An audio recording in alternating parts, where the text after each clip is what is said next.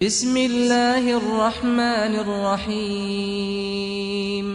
Namanya sholli fardhu zuhri arba, enggak usah pakai arba, enggak apa-apa.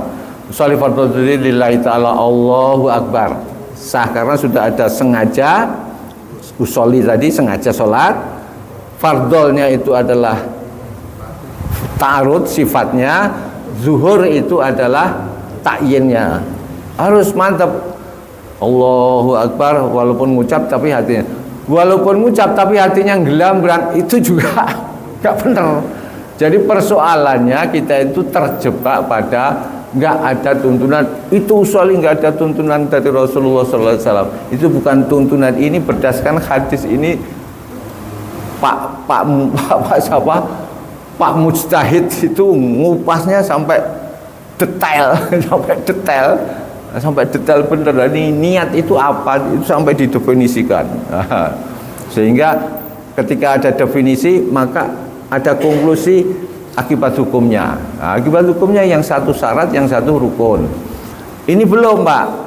Ketika membahas tentang unsurnya, kalau unsur tentang qasdunya itu enggak menjadi masalah. Semuanya bertujuan, qasdu itu kan niat yang apa namanya, yang sungguh-sungguh. Tapi itu pun diperdebatkan. Diperdebatkan, Pak.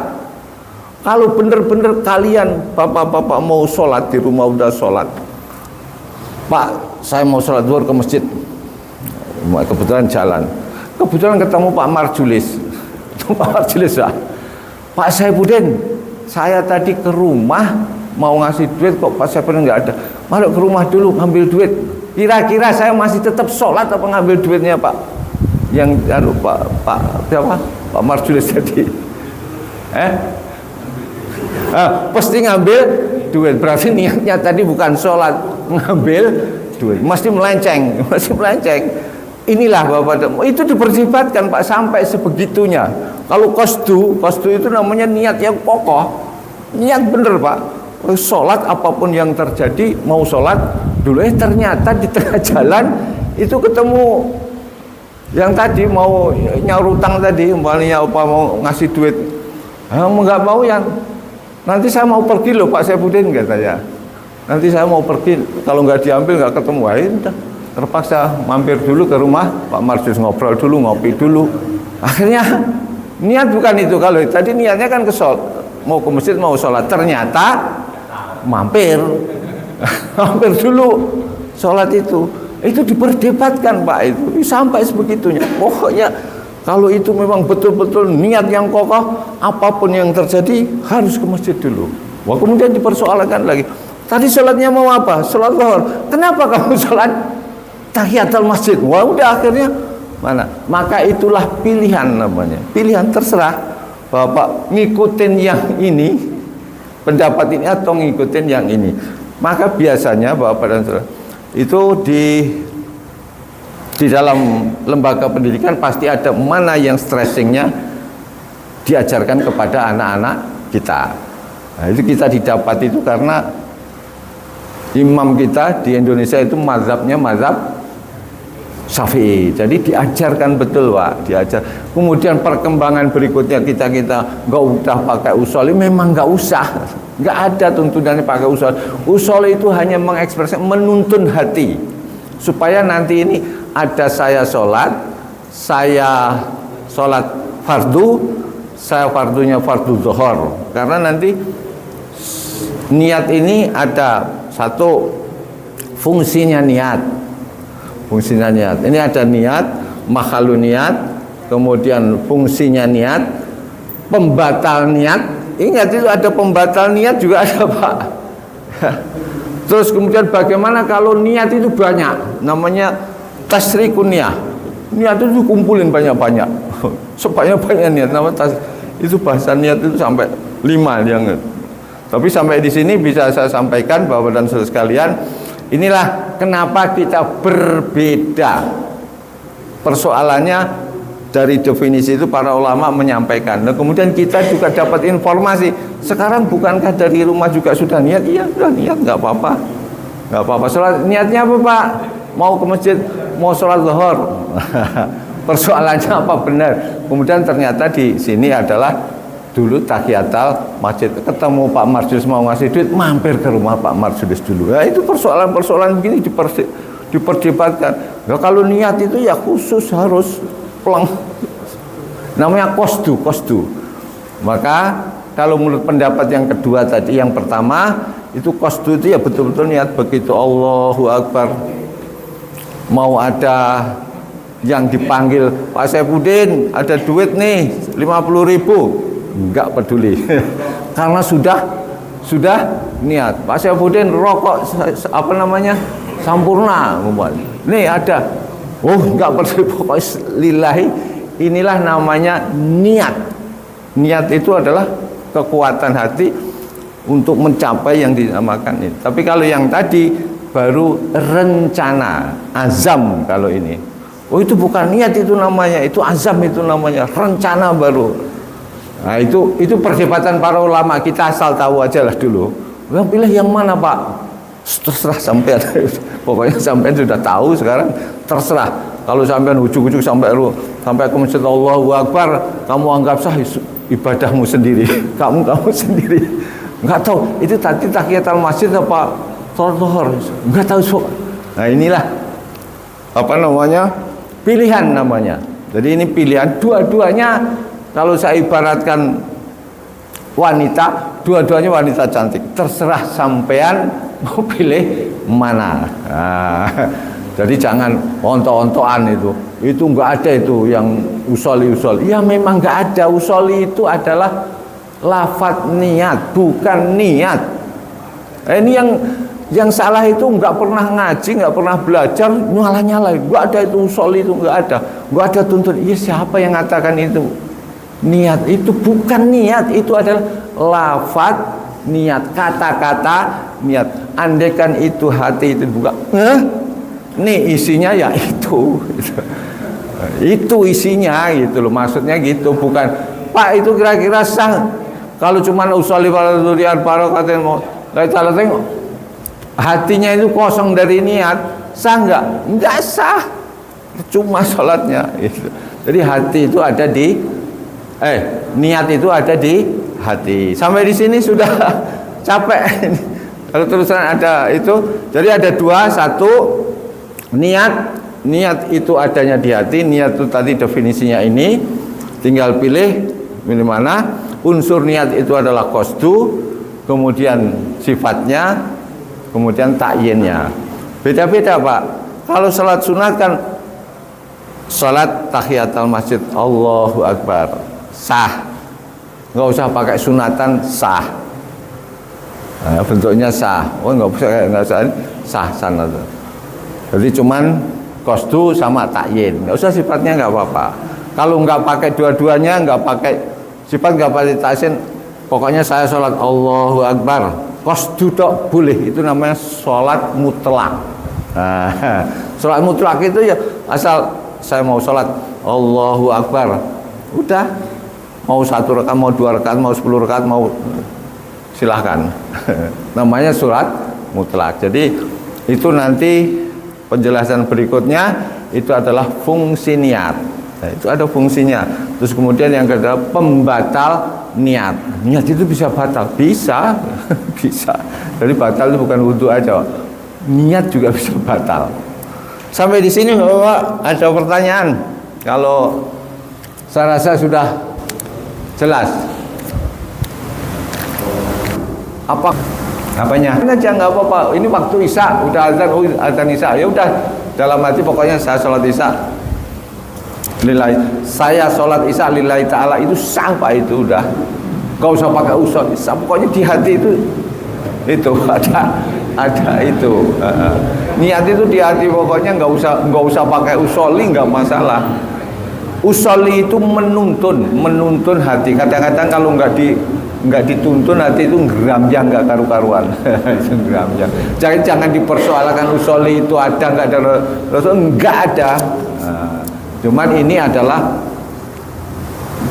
pembelajaran atau diajarkan oleh para ulama, ini cara menuntun hati. Karena apa? Karena ini niat itu, ini 3 unsur ini harus ada di dalam hati kita.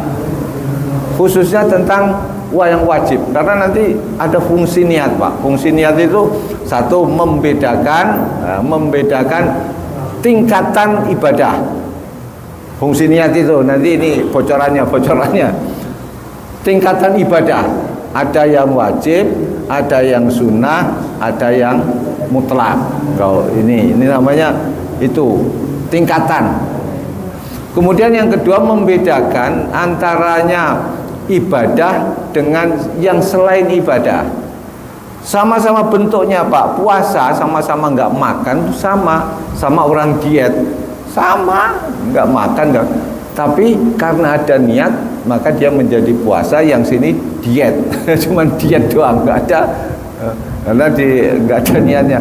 Pak, pokoknya nanti habis subuh nggak boleh makan sampai malam. Nanti kalau malam boleh, itu supaya kamu kurus atau kamu sehat. Ya udah dilakonin. Yang sini puasa karena Allah Ta'ala saya niat puasa, yang sini cuman biasa kerja, yang ini ibadah. Nah, ini yang membedakan itu salah satu diantaranya. Kemudian yang kedua, yang ketiga, selain ada membedakan yang normatif, yang selain ibadah dengan ibadah. Kemudian apa tadi, tingkatan ibadah. Nah, itu yang apa namanya, yang perlu kita kupas besok. Sampai sini kupas besok kira-kira kelamaan nggak? Niatnya masih banyak lah. Ini saya menginginkan bahwa pengertian niat itu kenapa kemudian menjadi persoalan di kalangan orang awam, kita yang nggak pernah belajar ini, dipermasalahkan usoli dan tidak usoli. Niat itu bener nggak dari rumah sudahnya, di sini nggak usah niat gimana, ya monggo saja, ini dasar pilihannya. Pilihannya sampean seneng orang bule apa seneng apa orang Sunda, terserah. Tapi kita mesti ada kecenderungan senengnya orang Sunda, karena sama-sama orang Indonesia dipilih. Karena apa? Ya karena tahu sendiri. Maka itu apa? Ya pakai usoli silahkan, tapi yang penting ada 3 unsur tadi. Jadi yang di sana ya tadi ya nggak apa-apa, boleh-boleh kalau sampean mau silahkan, nggak apa-apa. Bapak Muji tadi saya dari rumah udah sholat, nggak usah di sini, nggak usah niat lagi lah, Allahu Akbar, terserah. Ya monggo aja kalau sampean menganggap kalau itu sudah niat dan kamu menganggap itu sah, silakan, nggak apa-apa. Tapi inilah persoalan di kita Bapak dan Saudara, sering menyalahkan, tapi nggak tahu problem bahasan tentang niat. Nah, sampai di sini sudah paham. Ya mudah-mudahan. Yang sering dipersoalankan gitu, Pak, usoli itu ada tuntunannya apa enggak? Enggak ada tuntunannya. Itu hanya memberikan apa namanya tuntunan kepada hati agar supaya 3 hal ini enggak hilang. Dan itu diajarkan kepada anak-anak, enggak kepada yang sepuh-sepuh ini. Yang di anak-anak mesti nggak tahu, masukin hati, nah itu pasti nggak tahu. Nah, maka diucapkan. Nah, ketika kita sudah dewasa, mau pakai usoli mau enggak, tapi hati sudah tahu, oh ini salah, Allahu Akbar. Nah, ini yang menjadi persoalan itu. Kadang-kadang itu aneh-aneh aja nih orang, begitu aja dipersoalkan. Itu adalah cara mendidik di dalam proses pembelajaran syariat agama. Jadi pembelajaran.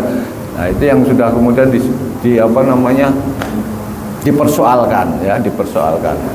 Nah, seperti saya sering ditanya Pak Ibra atau mungkin seperti Pak Marjulis tadi, Pak sudah niat sholat. Nah, ternyata niat itu ada takyinnya, zuhur apa namanya, sifatnya sunat apa wajib. Nah, ternyata masih ada. Kalau sholat masih mutlak, sholat gitu doang. Nah, baru sholat aja. Ketika datang ke masjid maka harus ada niat lagi. Saya niat tahiyatul masjid. Tahiyatul masjid dulu harus ada tahiyat. Nggak usah pakai usali, nggak apa-apa, itu nggak ada suruhan agama. Emang nggak ada disuruh agama, nggak ada. Pokoknya niat dalam hati. Nah, sampai di sini udah jelas Pak ya persoalan yang melingkupi kita begitu itu. Oh sini yang aneh-aneh itu persoalan niat masih aja diperdebatkan seolah-olah apa sudah membahas niat, ilmu niat sudah tahu gitu. Nanti Bapak dan Saudara sekalian, dari seluruh aktivitas ini, aktivitas niat itu yang paling tinggi adalah lillahi ta'ala, harus ada lillahi ta'ala. Itu nanti disebut yang merusak sholat, yang merusak niat. Niat itu biasanya diembel-embelin, hati-hati. Kadang-kadang biar disanggap sholat saya khusyuk, wow, gitu kan. Nah ini yang menghilangkan tadi. Nanti kita bahas lanjutannya.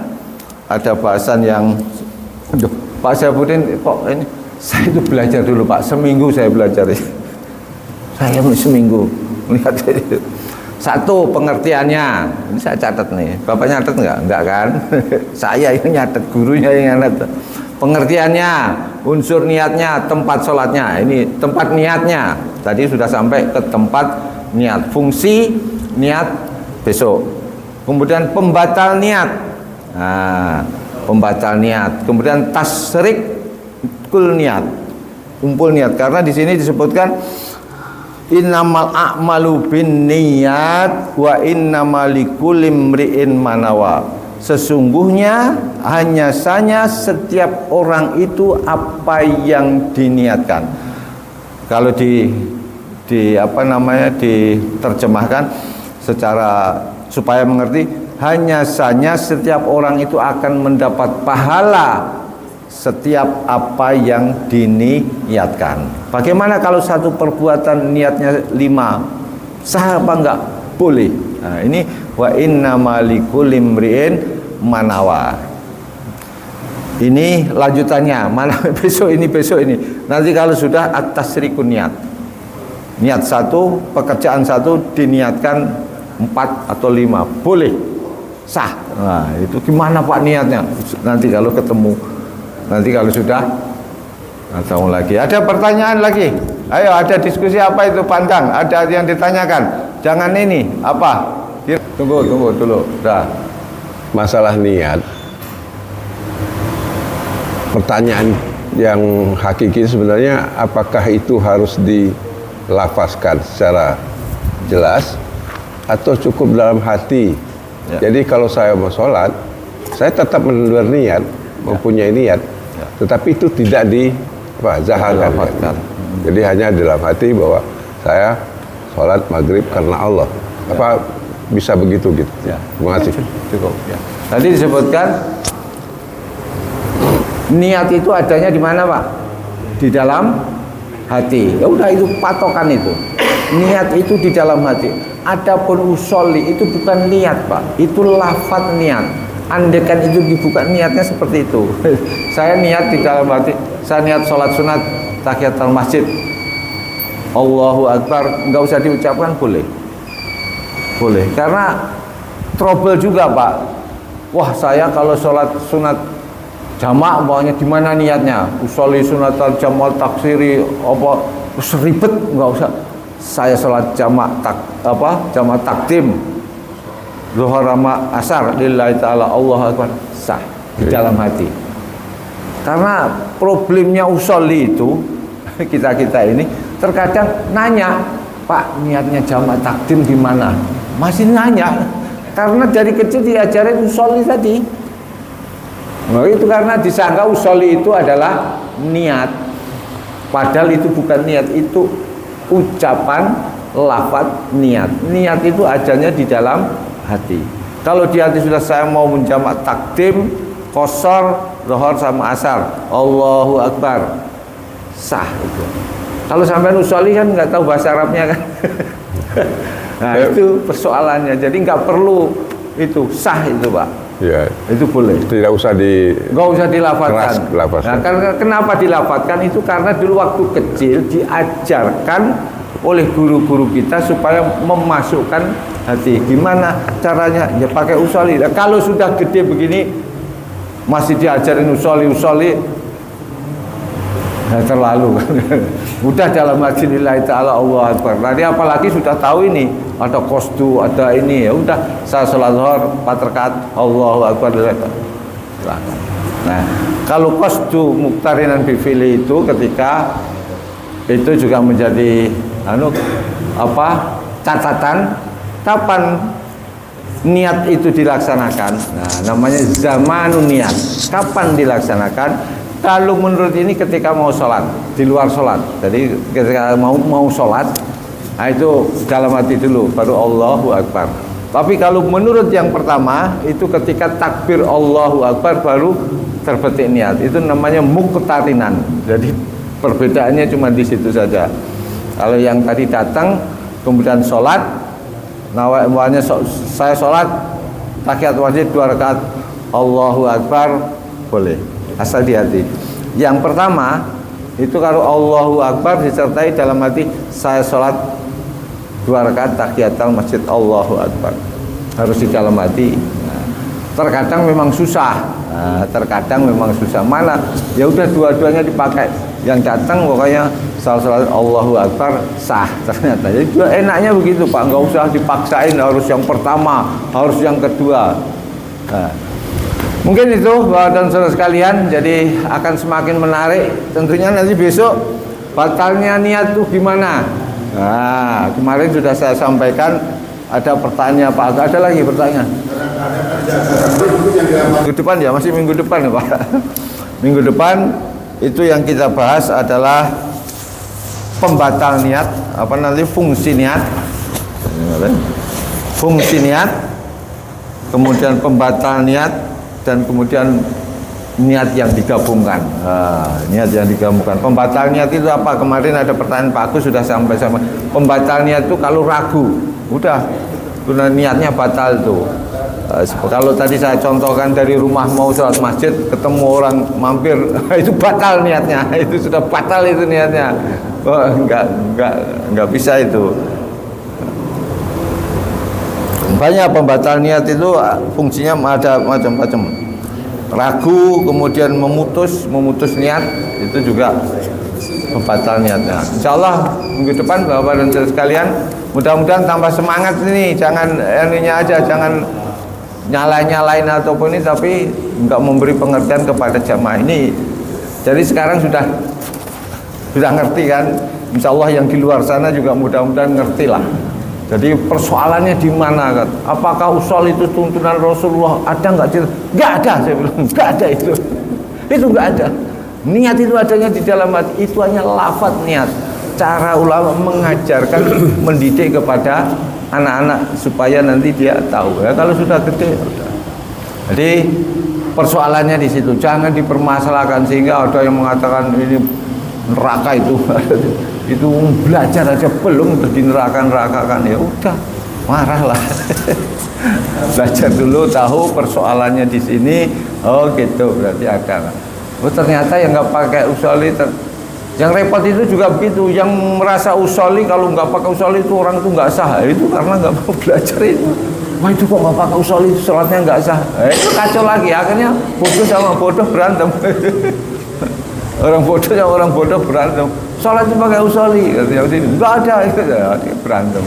Mudah-mudahan kajian ini memberi pengertian kepada kita semuanya, juga di luar sana. Jadi sudah nggak ada persoalan di situ. Jadi satu, saya ringkas, niat itu ada 2 pendapat mengatakan. Tadi saya sampaikan, kemudian akibat hukumnya itu sudah saya sampaikan juga akibat hukumnya. Yang satu itu menjadi syarat, yang pertama itu menjadi rukun, yang kedua menjadi syarat. Itu akibat definisi yang berbeda. Kemudian unsur dari niat itu ada al-qasdu, kehendak hati, kehendak yang kuat, ya, kehendak yang kuat. Kemudian ta'arud itu sifat. Jadi kalau sholat itu wajib apa sunnah itu harus ada Pak, karena membedakan tingkatan. Kemudian yang ketiga adalah ta'yin. Ta'yin itu sholatnya apa? Mau sholat maghrib atau mau sholat zuhur apa mau sholat asar? Karena sholat itu banyak, yang wajib ada 5. Ya, tentukan mana sholat zuhur, sholat asar. Nah, itu namanya at-ta'yin. Jadi tempatnya di hati, udah clear ya. Niat definisinya, kemudian akibat hukumnya, tempatnya di hati. Besok itu adalah fungsi niat, kemudian pembatal niat, dan yang ketiga adalah tasrikun niat. Tasrikun niat itu niat yang digabung banyak niat satu. Mungkin itu saja Bapak dan Saudara sekalian yang rahmat Allah Subhanahu wa taala. Terima kasih. Mari kita tutup kajian ini dengan membaca subhanakallahumma hamdika asyhadu an la ilaha illa anta astaghfiruka wa atubu ilaik. Assalamualaikum warahmatullahi wabarakatuh.